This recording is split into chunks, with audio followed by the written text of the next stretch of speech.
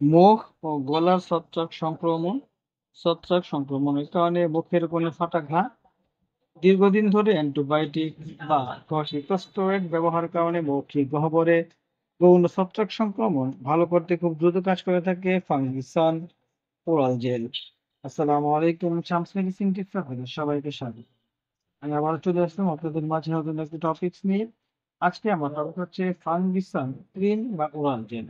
এটি আমাদের মুখ গহ্বরের ঘা, ছত্রাক সংক্রমণ ইত্যাদি ক্ষেত্রে খুব দ্রুত কাজ করে থাকে। সুতরাং টপিকটি শুরু করার পূর্বে আপনাদের কাছে আমার অনুরোধ, প্লিজ চ্যানেলটি সাবস্ক্রাইব করুন এবং ভিডিওটি আপনার টাইমলাইন থেকে শেয়ার করে দিন। যারা অলরেডি আমার চ্যানেলটি সাবস্ক্রাইব করেছেন দেশ এবং প্রবাস থেকে, তাদেরকে অসংখ্য ধন্যবাদ। যারা এখনো করেননি, চ্যানেলটি সাবস্ক্রাইব করে ভিডিওটি আপনার টাইমলাইন থেকে শেয়ার করে দিন। এর ফলে হয়তো আপনি উপকৃত হতে পারেন অথবা আপনার প্রিয় মানুষ যারা এই ধরনের সমস্যা হচ্ছে তাদের উপকারে আসতে পারে। চলুন বন্ধুরা, আমরা চলে যাই আমাদের মেইন টপিকসে। ফাঙ্গিসান ক্রিম একটি টপিক্যাল অ্যান্টিফাঙ্গাল ওষুধ যার সক্রিয় উপাদান হিসেবে রয়েছে মাইকোনাজল। এটি মূলত মুখ, গলা, ছত্রাক সংক্রমণ চিকিৎসার জন্য ব্যবহৃত হয়, যেমন ক্যান্ডিডা প্রজাতির কারণে গলার শ্বাস, ক্যান্ডিয়াসিস। মাইকোনাজল ডিমাজল গ্রুপের একটি ফাঙ্গাল এজেন্টের অন্তর্ভুক্ত, যা ছত্রাক নির্দিষ্ট ব্যাকটেরিয়া বৃদ্ধি বন্ধ করে কাজ করে। ওরাল জেলটি মুখে সরাসরি প্রয়োগের জন্য তৈরি করা হয়েছে। এই ফাঙ্গিমিন বা ফাঞ্জিমিন ওরাল জেলে একটি নির্দিষ্ট ঘনত্বে মাইক্রোনাসল সাধারণ থাকে। জেল বেশ নিশ্চিত করে যে সক্রিয় উপাদানটি দীর্ঘ সময়ের জন্য সংক্রমিত অঞ্চলে সংস্পর্শ থাকে, যার ফলে সর্বাধিক থেরাপিউটিক প্রভাব পাওয়া যায়। এ পর্যায়ে বন্ধুরা আমরা জানবো যে ফাঙ্গিমিন এটা কিভাবে কাজ করে, অর্থাৎ এটা কর্মের প্রক্রিয়া।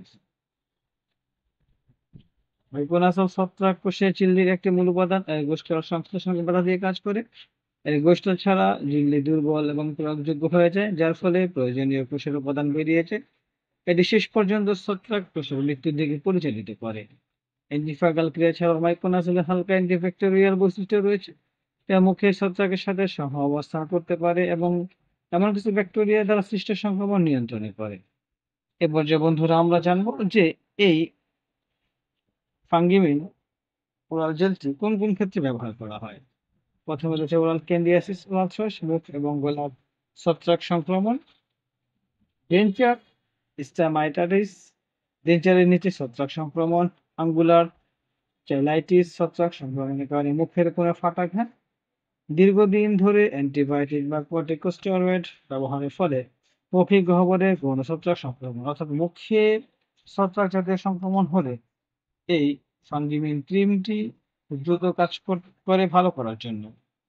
এই পর্যায়ে বন্ধুরা আমরা জানবো এটি কিভাবে প্রয়োগ করতে হবে।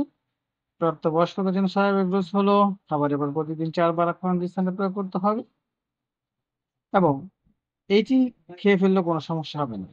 শিশুদের ক্ষেত্রে বয়স এবং শরীর ওজনের উপর ভিত্তি করে অল্প পরিমাণে ব্যবহার করা যেতে পারে। পুনরাবৃত্তি রোধ করার জন্য লক্ষণগুলো অদৃশ্য হওয়ার পরও কমপক্ষে 1 সপ্তাহ ধরে চিকিৎসা চালিয়ে যেতে বলছি। অর্থাৎ আপনি ক্রিমটি বড় এবং ছোট করে দিতে পারবেন এবং এই ক্রিমটি যখন আপনার যে ঘাটা হয়েছে সেটা অদৃশ্য হওয়ার পরও মিনিমাম 1 সপ্তাহ এই ক্রিমটি ব্যবহার করে যাবেন। সতর্কতা: জেলটি খুব দ্রুত গিলে ফেলা এড়িয়ে চলুন। এই যে মুখের ভেতরে থাকা উচিত যাতে স্থায়ীভাবে কাজ করে। শিশুদের ক্ষেত্রে দম বন্ধ করার জন্য যত্ন নেওয়া উচিত। এই যে ছোট অংশ পরিষ্কার আঙ্গুল দিয়ে আক্রান্ত স্থানে প্রয়োগ করুন। মেকোনাজল অন্যান্য ইমিডাজোল অ্যান্টিফাঙ্গাল থেকে অ্যালার্জি থাকলে তার ব্যবহার থেকে এড়িয়ে চলুন। পার্শ্ব প্রতিক্রিয়া: প্রতিটি মেডিসিন পার্শ্ব প্রতিক্রিয়া রয়েছে। পার্শ্ব প্রতিক্রিয়ার মধ্যে রয়েছে বমি ভাব, মুখ শুকিয়ে যাওয়া, মুখে স্থায়ী জ্বালা পড়া ইত্যাদি। সুতরাং বন্ধুরা আমরা বলতে পারি ফাঙ্গিমিন ওরাল জেল মুখ এবং গলার ছত্রাক সংক্রমণের একটি কার্যকর এবং নিরাপদ চিকিৎসা। এর স্থায়ী প্রয়োগ ছত্রাকের বৃদ্ধিকে সরাসরি লক্ষ্য করে অস্বস্তি এবং প্রদাহ থেকে দ্রুত নিশ্চিত মুক্তি দেন। নির্দিষ্টভাবে ওষুধটি ব্যবহার করে এবং সঠিক মৌখিক স্বাস্থ্যবিধি বজায় রেখে রোগীরা সম্পূর্ণ আরোগ্য অর্জন করতে পারে এবং সংক্রমণের পুনরাবৃত্তি রোধ করতে পারে। তবে একজন যোগ্যতা সম্পন্ন স্বাস্থ্যসেবা পেশাদার নির্দেশনা এই ওষুধটি ব্যবহার করা সর্বদা যুক্তিসঙ্গত। সুতরাং আপনি যদি মুখে এই ধরনের ছত্রাক সংক্রমণ হয়ে থাকে, অবশ্যই আপনি কিন্তু ব্যবহার করতে পারবেন। সেই ক্ষেত্রে আপনাকে অবশ্যই একজন ডক্টরের পরামর্শ অনুযায়ী নিতে হবে অথবা আপনার পাশে যে স্বাস্থ্যসেবা কর্মী রয়েছে তার সাথে আলোচনা করে নিতে পারেন।